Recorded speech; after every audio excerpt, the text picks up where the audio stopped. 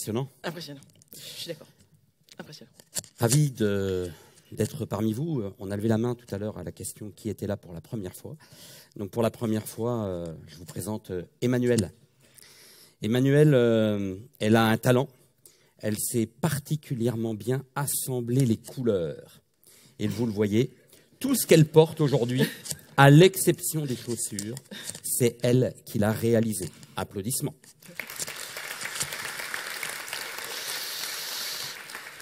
Merci Philippe. Je suis très contente, très émue d'être là avec vous aujourd'hui. Donc je vous présente Philippe, que vous voyez donc sur son vélo, parce que c'est un cycliste. Il adore ça, il adore les sprints, il adore les montées, il adore les descentes.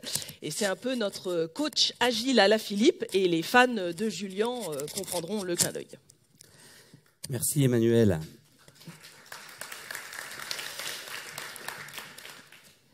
Alors, il y a un vrai lien entre l'agilité et l'agilité émotionnelle, puisque, en fait, ce qui nous caractérise, c'est que depuis des années, nous cherchons à trouver des moyens pour rapprocher les humains. Comment faire pour que nous nous comprenions mieux? Comment faire pour que nos relations soient plus fluides, plus performantes, plus agréables? Et donc, vous comprenez mieux pourquoi nous sommes là aujourd'hui.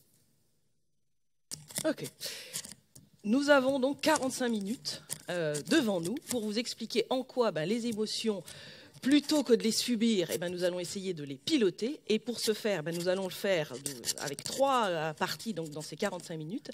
D'abord, vous expliquer un peu ce qu'est le concept de l'intelligence émotionnelle. Après, vous donner un exemple et terminer après sur toutes les différentes possibilités qui existent.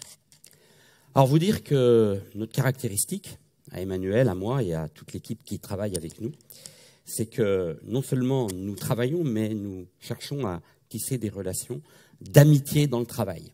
Et c'est une de nos grandes caractéristiques de réussir à la fois vivre de notre activité, mais également de partager des bons moments ensemble. Et ça, c'est probablement lié au fait que nous arrivons à partager au quotidien des émotions, et des émotions, comme on va le voir, qui peuvent être parfois agréables ou moins agréables. Alors c'est vrai que l'intelligence émotionnelle, on en parle beaucoup, vous en avez sûrement entendu parler. C'est un facteur important de leadership, c'est une compétence qui est importante au recrutement, c'est une clé d'entrée vers l'empathie, vers la bienveillance, et tout ça est vrai. Mais ce n'est pas forcément de tout ça dont nous allons parler, nous allons beaucoup nous focaliser sur un exemple. Enfin, des exemples. Des exemples. Ouais. Alors, que s'est-il passé?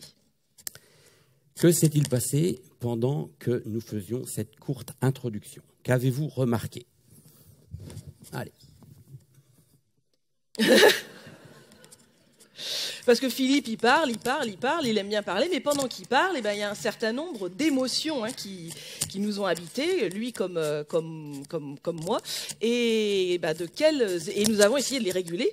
Et du coup, de quelles émotions vous avez pu constater? La peur. La peur. Et à quoi est-ce que tu l'as vu, cette peur? Vos impressions, vos idées que vous aviez au préalable de votre présentation. Ouais. Ok. Autre témoignage? Qu'est-ce que vous avez pu percevoir? Il y a un bruit de frottement. Il y a un bruit de Technique. frottement. Et si je fais ça, est-ce que le bruit de frottement s'en va? C'est mieux. Voilà. Super. Voilà. Donc, agilité boucle d'oreille, il n'y en aura qu'une. Qu'est-ce que vous avez remarqué d'autre en termes émotionnels pendant que nous faisions notre introduction? Ah, alors j'étais super à l'aise, ça veut dire que le fait d'avoir un repère qui me met dans un élément qui est le mien me décontracte et me permet donc d'être plus en phase. Ok, bien vu. Autre élément perçu? Et d'ailleurs, quand j'ai envoyé la catchbox, qu'est-ce que ça t'a fait en la recevant? Du plaisir. Et pour ceux qui l'ont vu passer et qui l'ont évité, ça a fait quoi en termes émotionnels? De la peur. Soulagement pour ceux qui ont réussi à l'éviter, voire Voire, ce qu'on a pu constater avec Emmanuel, c'est des personnes qui ont eu une petite appréhension. « Ah, zut, pas moi !» Donc, tout ça pour dire qu'en l'espace de quelques minutes, nous venons de vivre un cocktail émotionnel. Car une des caractéristiques des émotions, c'est qu'elles font partie de notre vie minute après minute. Voilà.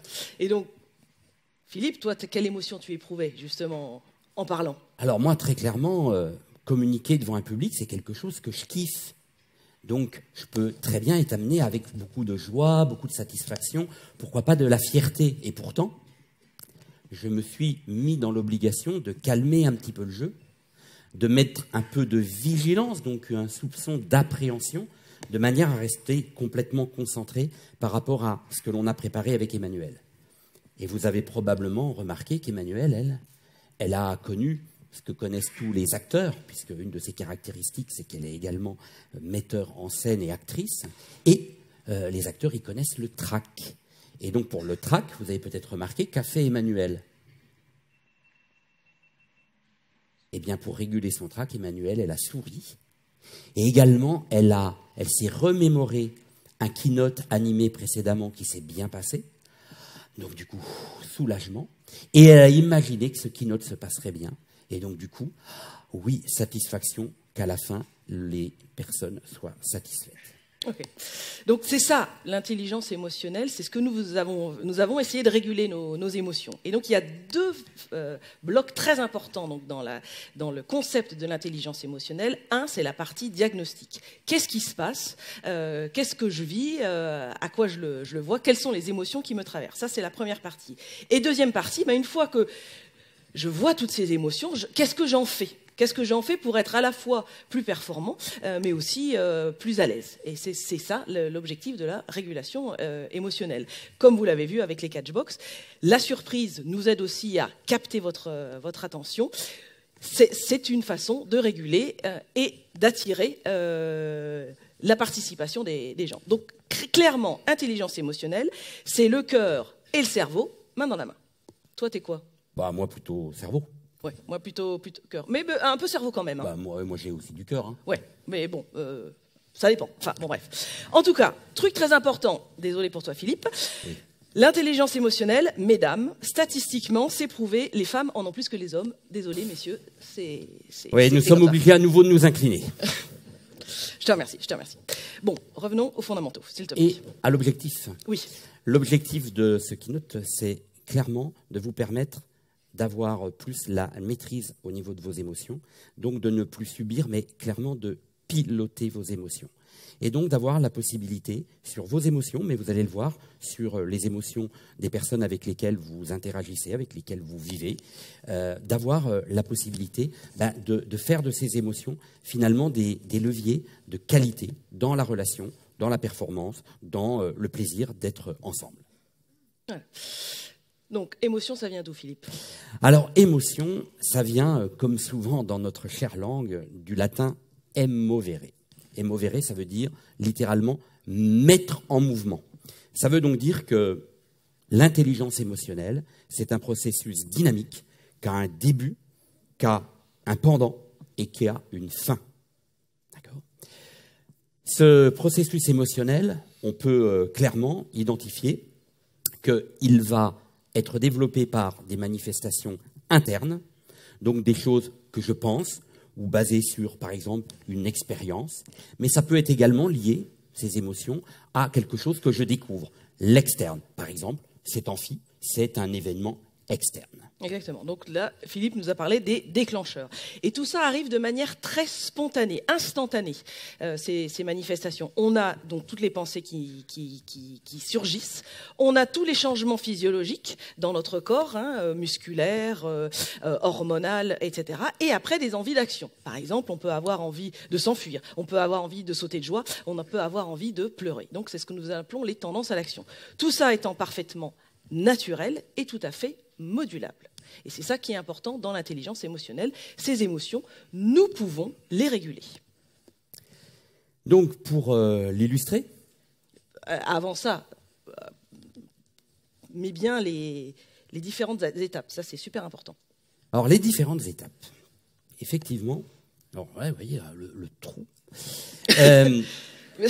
J'étais sûre, de toute façon, écoute, hier, t'es arrivé, tu ne savais pas ton texte, Putain, donc forcément, c'était évident. La Bon, honte. allez. Alors, donc, cette honte me sert à me reconcentrer. Oui, la première étape Ouais, fondamentale va être d'identifier que nous fonctionnons à travers un premier bloc, qui est le bloc des manifestations. Donc, les manifestations, elles peuvent être à la fois des manifestations que je ressens dans mon corps. Ça veut dire que je vais avoir la gorge serrée, je vais avoir le poil qui s'hérisse, je vais avoir du chaud, du froid, je vais devenir blanc, je vais devenir rouge. Tous ces éléments-là sont des manifestations. Il y a des manifestations également qui sont des manifestations de pensée.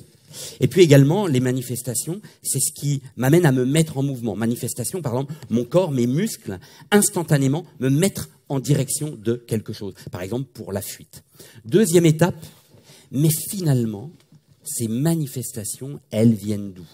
Eh bien, elles viennent d'un déclencheur. Et le déclencheur, comme je vous l'ai dit tout à l'heure, il peut être interne ou externe. D'accord?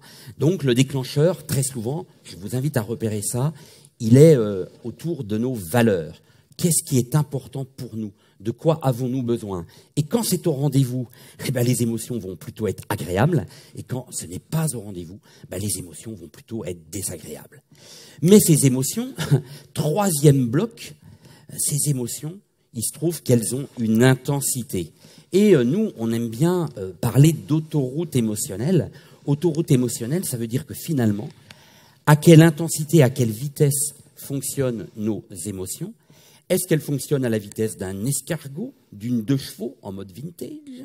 Est-ce qu'elles fonctionnent à la vitesse d'une voiture normale, d'une Ferrari ou d'une Formule 1? Et cette intensité est-elle adaptée à ce que je vis? Et donc, les conséquences sont-elles bonnes ou péjoratives pour moi et mon entourage? Quatrième bloc,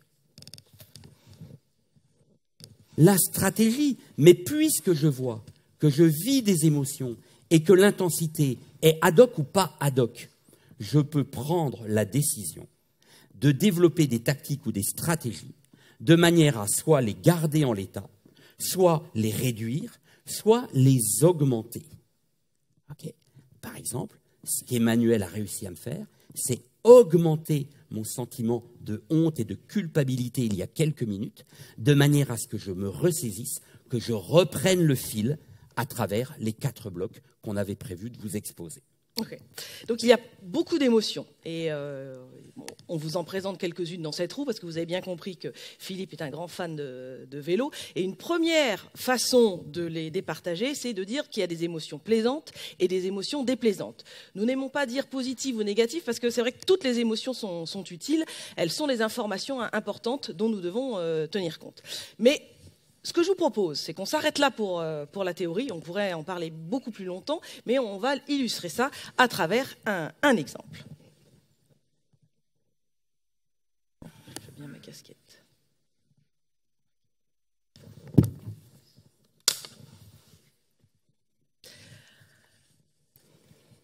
Oh, putain, fais chier cette capucine. Ah, t'es là, toi. Oh, mais c'est pas possible. Oh là là, alors elle, je peux te dire que elle me met les boules. Mais j'en peux plus, j'en peux plus. Qu'est-ce que vous voyez là? Quelle émotion? Colère, exactement. Comment il est? Regardez la mâchoire, les mains, le visage rouge. Effectivement, la colère. Ok. Qu'est-ce qui... C'est insupportable. Écoute, qu'est-ce qui te met dans cet état-là? Explique-moi. Mais écoute, c'est simple. Je veux dire, tu vois, on avait cette réunion. Tu sais qu'on a le projet pour dans 6 mois. Oui. Bon, moi, ce qui compte, c'est qu'on ait un projet qui avance pas à pas, que ça soit pratique, que ça soit pragmatique, qu'on le partage ensemble. Et là, l'autre, elle arrive avec ses idées à la con, c'est fumeux, et que je te dis, eh non, mais on pourrait faire différent, on peut sortir du cadre. C'est insupportable. Qu'est-ce qui provoque chez Julien cette colère extrême? Quel est le déclencheur? Qu'est-ce que vous avez repéré? Pardon? Une atteinte à ses valeurs. Et c'est quoi ces valeurs? Pragmatisme, respect. Quoi d'autre? Partage. Voilà. Donc, tout ça est important pour lui, et cette fameuse Capucine, apparemment, ne respecte pas ça. Ok, mon Julien. Et bien, alors, du coup, je vois que tu es bien énervé, je peux comprendre pour toi. Mais alors, du coup, dans cette fameuse réunion, qu'est-ce que tu as fait? Qu'est-ce que tu as fait? Qu'est-ce que j'ai fait? De toute façon, je ne sais plus quoi faire. Je veux dire, je me suis tu. Et écoute, tu sais quoi au final? J'ai préféré me barrer de cette réunion tellement... Parce que sinon, de toute façon, c'est clair, de toute façon, j'allais me la faire. Ah, alors, elle t'énerve et tu veux te la faire, explique-moi, mais... Non, me la faire au sens me l'emplâtrer, tu vois. Non, j'avais qu'une envie, de lui faire la tête au carré. Et puis, bon, comme je sais que... Parce que ça m'est déjà arrivé, hein, oui, okay. Si je m'emporte, ça va vraiment partir en cacahuète. Donc, j'ai préféré me barrer. C'est comme ça que, bah, tu vois, voilà, je t'ai croisé et ça fait du bien de trouver quelqu'un qui en parlait. Et là, quelle est l'intensité de sa colère? Importante. Et effectivement, c'est une colère importante. Alors, il sait que s'il essaye de l'exprimer pendant cette réunion, il risque de déborder. Donc, il a déjà commencé à mettre de la régulation et il préfère partir plutôt que d'aller vers la confrontation. Ok, mon Julien. Mais alors, parce que le projet, il est quand même pas terminé. Oh, non, bah, 6 mois. Et puis, bon, attends, je travaille avec elle au quotidien. Donc... Oui, mais tu vas faire comment, du coup, pour la suite? Parce que c'est un problème pour toi, quand même. Je peux te dire, j'en sais rien. Je peux pas la virer, parce qu'elle est protégée. Ouais. Est-ce que tu veux qu'on en discute? Bah, en discuter, si tu as des solutions, franchement, je suis preneur, parce que, tu vois, ça fait quand même des années, je ne sais pas comment m'en occuper. Ok. Alors, réfléchissons ensemble. Déjà, est-ce que tu as déjà pris le temps de discuter avec elle de qu'est-ce qui est important? Et si tu vois le fait de lancer comme ça des idées, c'était sa façon à elle de contribuer. Oui. Bah, bon, de temps en temps, je reconnais qu'elle a des fois des idées qui sont sympas. Hein. Ouais. Mais le problème, c'est qu'il y en a trop. Je veux dire, attends, mais ça n'arrête pas. C'est une effervescence. Je veux dire, nous, encore une fois, on a besoin de trucs step by step. Ok. Je t'invite quand même à y réfléchir. Et si tu veux, on rediscute de la façon dont on pourrait discuter avec elle. On laisse ça reposer. Mais c'est vrai que je ne discute pas avec elle tellement elle m'agace. Ok. Mais pourquoi pas essayer? Deuxième élément, quand tu es en réunion, il y a des bouteilles d'eau sur la table. Est-ce que tu as déjà essayé de boire un verre d'eau? Quand tu sens, comme tu dis, le truc qui te monte, la gorge sèche, etc., est-ce que tu as déjà essayé de boire un verre d'eau? Ah bah oui, c'est pas con ça. Bah non, tu vois, c'est vrai qu'on a des bouteilles, on a des verres d'eau, mais non, enfin là, en tous les cas, j'y ai pas pensé. Ouais. Et mais ça aurait fait quoi? Eh ben écoute, l'adrénaline monte comme ça, mais elle redescend comme ça. Et le simple fait de focaliser ton attention sur autre chose quand tu as une montée de colère, eh ben, aide à redescendre le niveau d'adrénaline. Alors, t'attends pas à des miracles non plus. Hein. Sur une échelle, tu es tout en haut, tu redescendras pas tout en bas, mais tu descendras d'un ou deux barreaux quand même. Ça aide. Ça aide à prendre du recul. Juste boire un verre d'eau. Juste boire un verre d'eau. Ouais, juste boire un verre d'eau. Ouais. Bah, écoute, je peux essayer en tout cas. Ok. Et dernière chose, est-ce que tu connais la cohérence cardiaque? La quoi? La cohérence cardiaque. Oula, ça doit être un truc de coach, à mon avis. Hein, pas que. Alors, le principe est assez simple. Ouais. Tu respires 6 fois en 1 minute fois 5 minutes, donc 30 fois. Et tu prends des profondes expirations. Fais-le avec moi.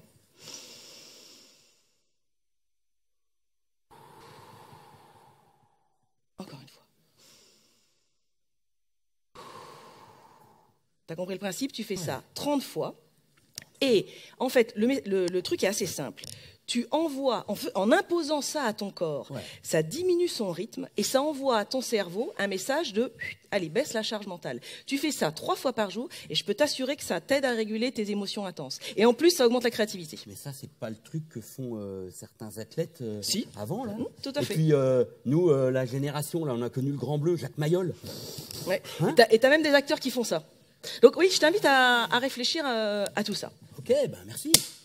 Donc ici, vous voyez, on a vu, il y en a d'autres, hein, mais des pistes de stratégie toutes simples, comme le verre d'eau, à des pistes plus délicates, comme communiquer, s'ouvrir à l'autre, au point de vue de l'autre, ou des pistes physiques, comment j'aide en agissant sur mon corps à réguler mon cerveau. Et pendant ce temps-là, que se passe-t-il de l'autre côté du couloir ?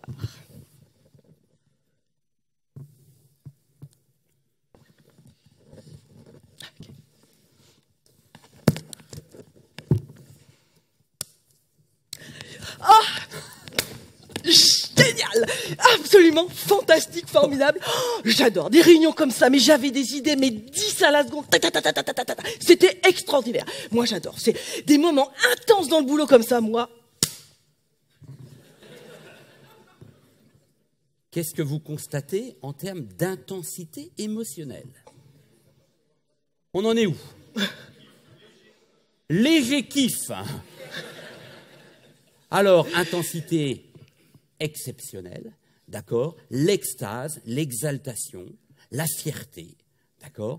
Tout est réuni chez Emmanuelle et vous avez vu que, pour l'instant, elle sort de cette même réunion avec juste ce point de vue qui l'irradie complètement. Alors, mais comment ça s'est passé du coup alors? Génial, génial, absolument fabuleux. Écoute, moi, tu vois, ces moments qui sont intenses, où tu vas dans l'innovation, tu recherches des idées, tu vas... Pour moi, c'est ça mon moteur, tu vois, dans la vie professionnelle, c'est aller dans le progrès, dans l'innovation, faire du mieux. Qu'est-ce que vous remarquez qui est le carburant émotionnel de Capucine? L'innovation, le progrès, le changement, la créativité, le plaisir, hein, on sent que vraiment, ça déborde complètement. Ok, super. Et qu'en est-il du reste de l'équipe?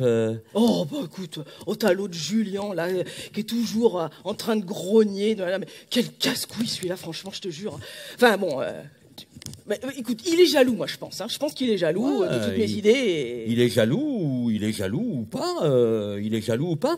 Mais du coup, qu'est-ce que tu as pu remarquer chez Julien ou chez tes autres collègues pendant la réunion? Moi, rien. Moi, tu vois ce que je vois. Dans ces moments-là, je sens, tu sais, les trucs qui te... Tout le long du corps, les étoiles dans les yeux, tu sais, je nous imaginais, le projet est terminé, les flûtes de champagne à la main, la joie intense de tout le monde, c'est ça que je voyais.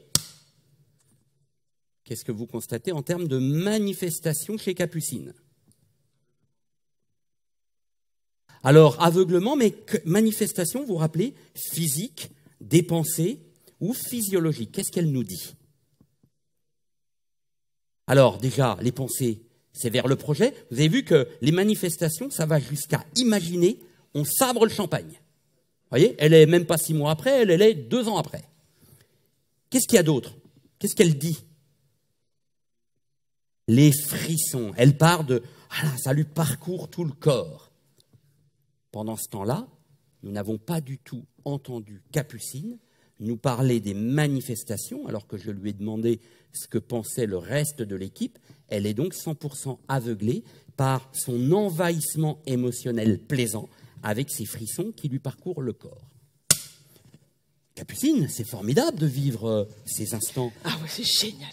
Si toutefois, tu percevais chez tes collègues et chez Julien en particulier le fait qu'ils soient des sortes de fées clochettes, des Jiminy Cricket, des alerteurs, et que quand tu les vois croiser les bras, se taire, froncer les sourcils, quitter la salle, que ça puisse te donner une indication comme quoi, peut-être, ton comportement n'est pas forcément adapté à ce qui permettra la bonne performance de ce projet qui te tient à cœur.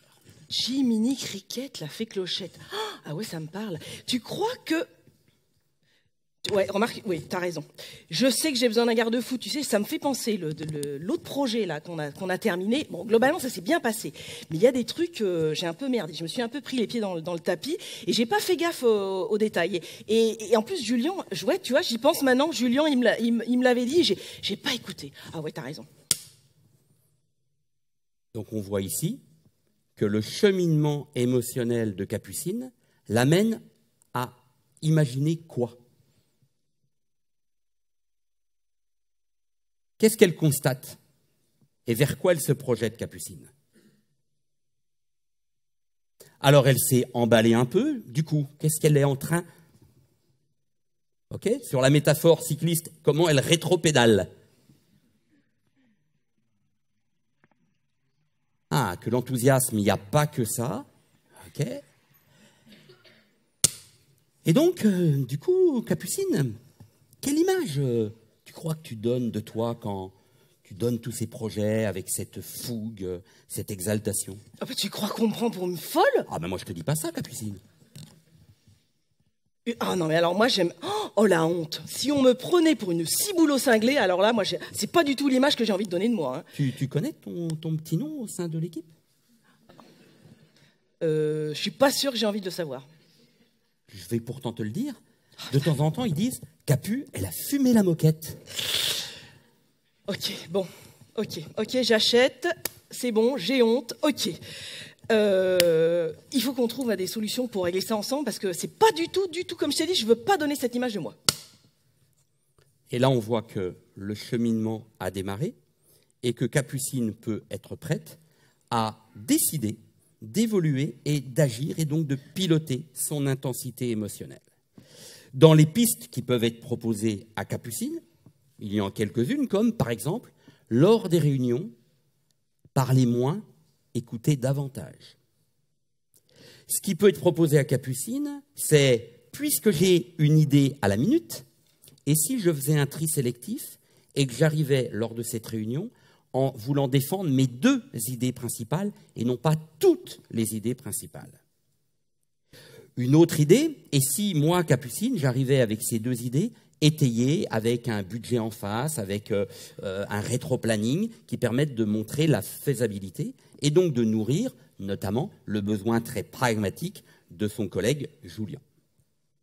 Ce qui peut également être intéressant pour Capucine, c'est de se rappeler les événements où elle s'est prise les pieds dans le tapis en ayant cette exaltation, de manière à se remémorer que quand elle ne maîtrise pas son intensité émotionnelle, elle pourra effectivement avoir des difficultés dans la relation à l'autre et donc des projets qui seront très frustrants car n'aboutissant pas. Oui, déconce-moi là parce que c'est long là. Merci. Je sentais une forme de tétanie. Une forme de tétanie. Bon, alors, que d'émotions. Donc vous avez bien vu, hein, à travers ces 2 exemples, et 2 émotions, il y en a une qui est plaisante, hein, parce que l'enthousiasme, on pourrait se dire, c'est génial, l'enthousiasme, hein, c'est vrai, c'est plutôt plaisant. Et pourtant, trop d'enthousiasme peut générer quand même des conséquences pas forcément top.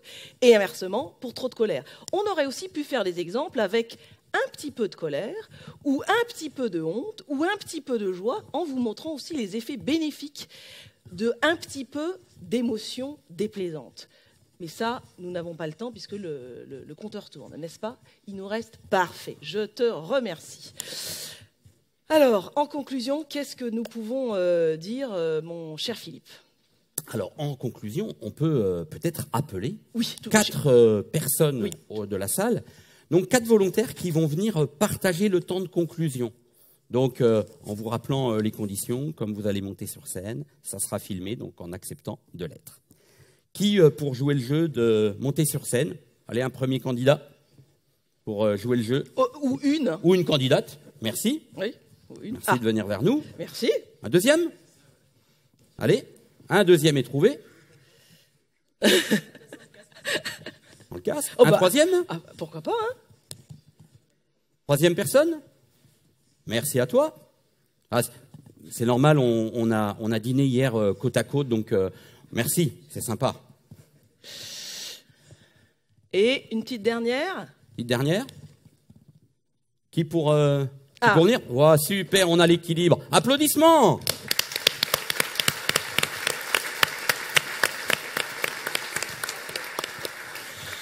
Alors, je vous invite, vous êtes 4, il y a 4 panneaux, je vous invite à vous positionner chacun devant un panneau. Ok. Donc, on a vu, hein, comme nous l'a expliqué Philippe, ce sont les 4... Alors oui, il nous faudrait peut-être les micros. Mon filou. Oui, je suis en train de... Voilà, c'est bon. Okay. Donc, nous avons 4 panneaux, 4 blocs importants. Et la première question, du coup, que j'ai envie de vous poser, votre prénom, c'est? Karine. Karine. Bonjour Karine, mais je vous donne le micro. Qu'est-ce que vous avez retenu si je vous dis en quelques phrases, qu'est-ce que vous avez retenu des manifestations des émotions? Quels sont pour vous les points clés par rapport à ça? D'abord, on les reconnaît par ce qui se passe dans notre corps. Donc, par exemple, là, j'ai le cœur qui bat très très fort parce que j'ai osé faire un truc qui n'est pas du tout naturel pour moi.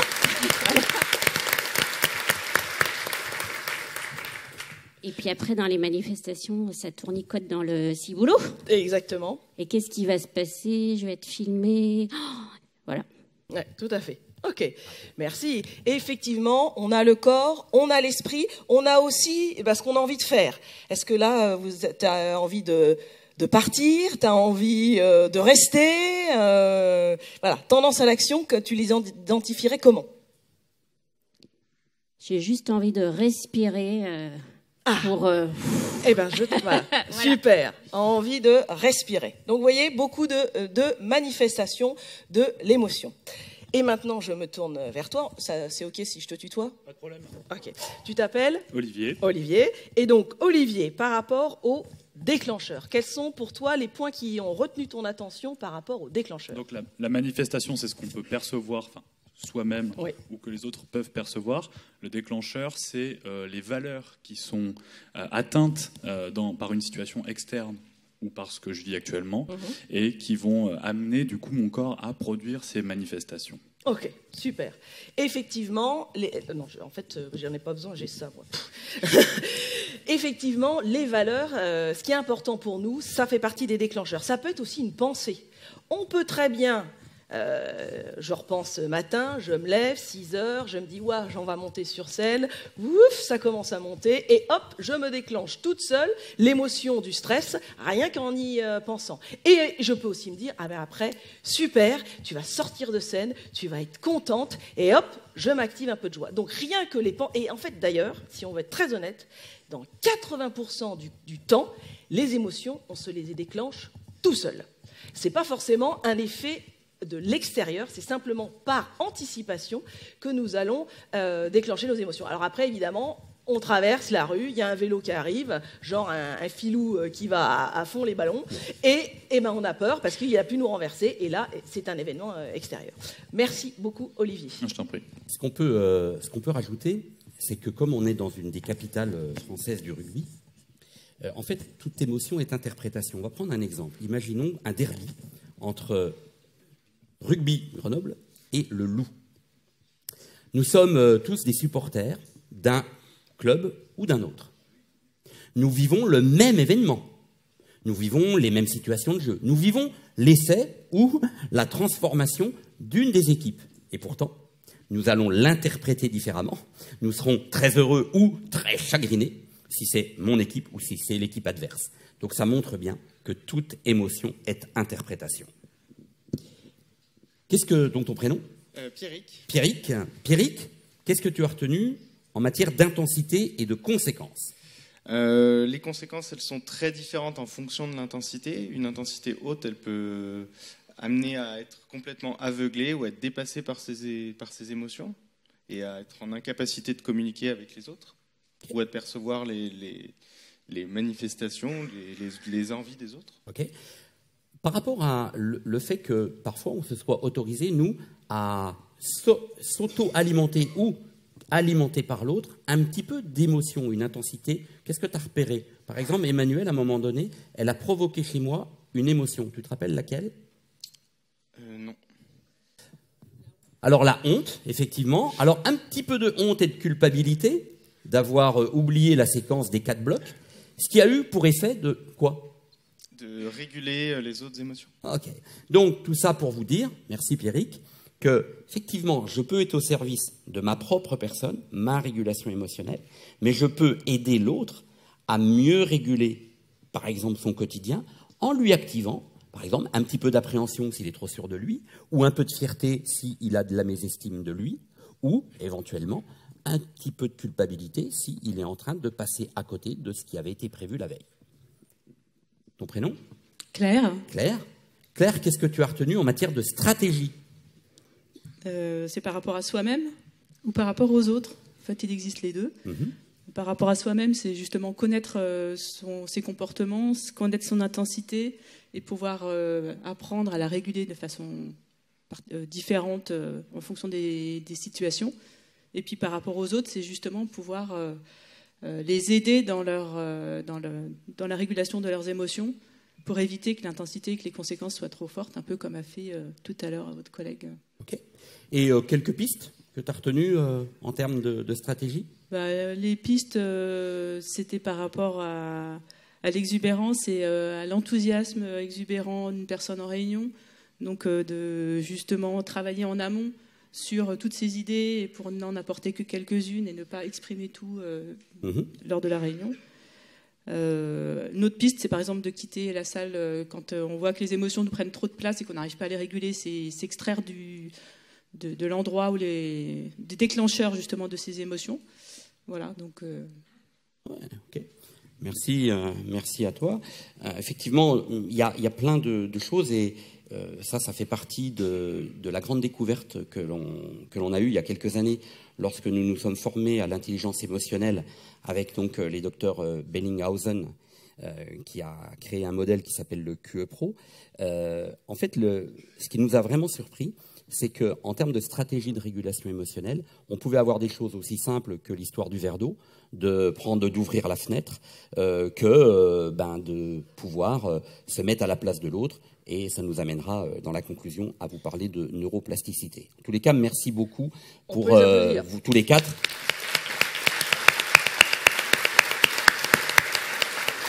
Merci à vous. Merci. Alors, qu'est-ce qui est confort pour vous? Rester ou partir? Rester?